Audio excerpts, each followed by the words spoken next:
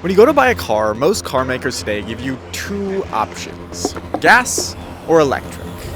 But there's one exception. This is a graph of how many hybrids each car company sold in the US from 2020 to 2022. And this is Toyota. As of 2019, about 60% of hybrids on American roads were made by Toyota. But on the EV front, it looks like they're falling behind. Some people think they're making a grave mistake, but it's been part of their plan all along. I went really deep into this. I went across the country, talked to every person I could. Hey, welcome to Toyota. We're going to the electrified zone. To get to the bottom of why Toyota is doing this. Another hybrid. If they're right. Oopsie, we can't sell any cars. I think I have an answer. This is what I found. To understand why Toyota came to the strategy it has now, you have to follow its track through electrification. It's the early 1990s and people were loving driving their gas guzzlers all over the place. But they're also realizing there's an undesirable byproduct of these cars. And scientists and governments and companies are really starting to say this is a problem. One such group was the California Air Resources Board. They put out this mandate in 1990 that said by 1998, 2% of the vehicles every major auto manufacturer sold had to be an EV, or no emissions. So just in time for the deadline, Toyota takes one of its most successful models and puts an electric battery in it. And in 1997, Toyota releases, only in California, zero emission, pure electric Toyota RAV4 EV. Just one of our many environmental solutions. Just under 1,500 of these beasts hit the road, one of them being driven by a special castaway. I am saving America.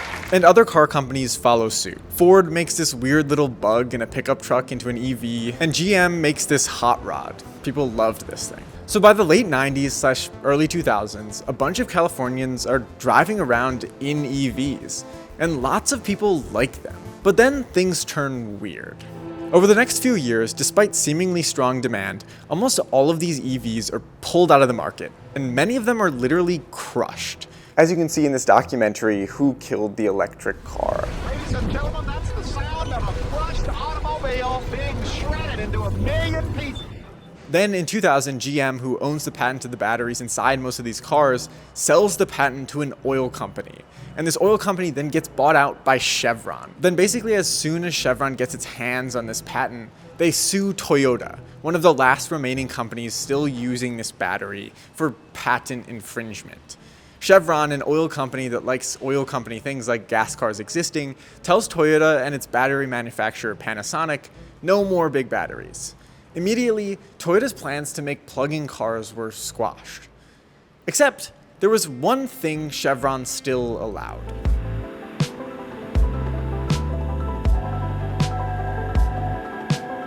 The Prius. Right as Toyota was making its RAV4 EV, it also put a smaller battery into another car. Prius. It still uses gas to run, which might be why Chevron lets this one slide, but also has an electric motor that converts energy from the gas engine spinning to a battery, which lets the car go electric part of the time. This gives it a way longer range and uses less gas. And despite still having a significant amount of emissions, the thing is marketed like it's a tree. This is the car that loves to have fun. A car, a hybrid, the future to some. In 2000, the Prius hits global markets and people love it. Prius? Yeah, I have a Prius. It spawns the car environmentalist movement, and the model makes a meaningful reduction in carbon emissions coming from gas cars, which is great, until EVs come back. In 2008, Tesla restarts the electric market with its slick Tesla Roadsters, and the competition starts taking EVs seriously again. But Toyota doesn't. In fact, it doesn't sell another full EV in America until 2022. Instead, it sticks to what becomes its tried and true: the hybrid. Toyota takes up a huge portion of the hybrid market and keeps adding more hybrids to its lineup. But as we come to today, as more car companies are rolling out more EVs, Toyota still only has one fully plug-in EV. So people are saying Toyota is behind the curve. So right now I'm at the LA Auto Show in Los Angeles, and every big car company has their own new model that they want to show. And the big stuff that I'm seeing this year is, well, I actually haven't been here in the past, but the big stuff that I'm seeing is electric. Also a lot of dads inspecting prospective trunks.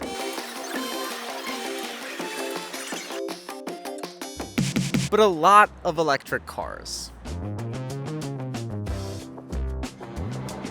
So Toyota has done a nice job of putting all these trees in their display to make it seem like they're really, really green, even though they're taking the longest to actually go fully electric. Despite having an entire electrified section, Toyota only has one battery electric vehicle, and its name seems like they didn't even want to sell it.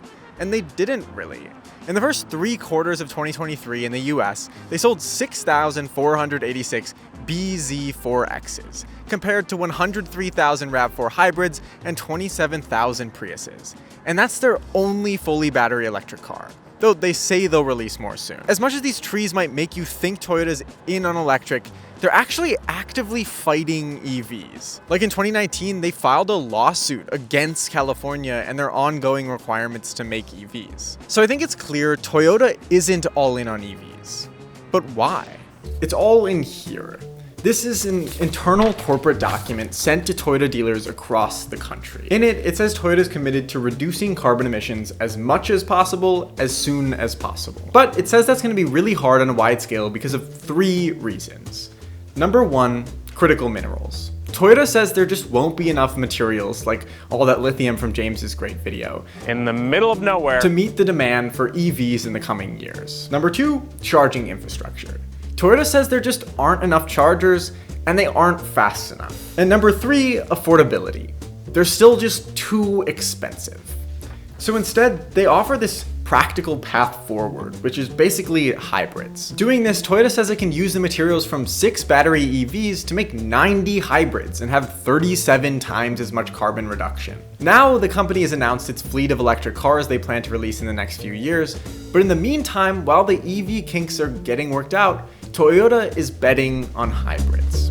So great, sound strategy, right? But you do have to remember this is a marketing pamphlet that kind of seems like it was meant to get leaked. There's definitely validity to some of these claims. For example, there is a huge charger imbalance. California has 14,000 charging stations, more than a quarter of the entire country, but Ohio, for instance, has just 1,200. That's almost 10,000 people per charger compared to California's 2,800 people per charger. And some EVs are still just too expensive for the common person. In July of 2023, Kelley Blue Book reported that the average EV sales price was about $5,000 more than a gas car. I got a car for under 10 grand used, and it's like I couldn't buy an all electric for that. But some environmentalists argue Toyota is just copping out and trying to sell more cars and not invest fully in electric. They're going to be sitting there saying, oopsie, we can't sell any cars. Now, maybe that's actually what they want. Maybe they just want an excuse to not sell EVs, which I think is the case for Toyota. Electric cars are still coming and are still going to be 100% of sales in, a decade or 2. So why would you slow down on the way there unless you want to save, the 95% of your sales? But even if all of Toyota's claims are false, if they are affordable, the infrastructure is there, and the car is on the lot, there's still the human element. And many Americans don't believe America is ready. Some consumers don't know that a Tesla is an electric car. Having to find a Tesla charging station was challenging. If Tesla is challenging, then I thought an electric car would be even more challenging because it takes much longer, apparently, to charge an electric car than it does a Tesla. And this guy doesn't think climate change is real? They've said that the Earth is going to blow up and explode for umpteen years now, and we're still here, so... And some people are just orange. Okay, so I just went into this Ford dealership. They didn't want to be filmed, but what they told me was that EVs are just not the move in Cleveland. They're really annoyed that Ford keeps pushing electric cars, and it might work in places like California, but if you come to Cleveland, people just don't want to be on the road and run out of power in the snow. And so this dealership doesn't even really sell EVs. The one guy was asking, what's the opposite of green? Because we're that. We're orange. While it might seem like EVs are everywhere, only 31% of American adults say they're even somewhat likely to buy an electric vehicle as their next car. And the top reasons are concerns about a lack of charging stations, driving range, cost, and environmental impact. And some companies are getting worried about that. Ford paused $12 billion of EV funding, and the CEO of Volkswagen, who's investing tons of money in EVs, says the roof is falling. But the former CEO of Toyota still seems to sleep well, and says people are finally waking up to reality. Will Toyota win that reality? I guess we'll have to see.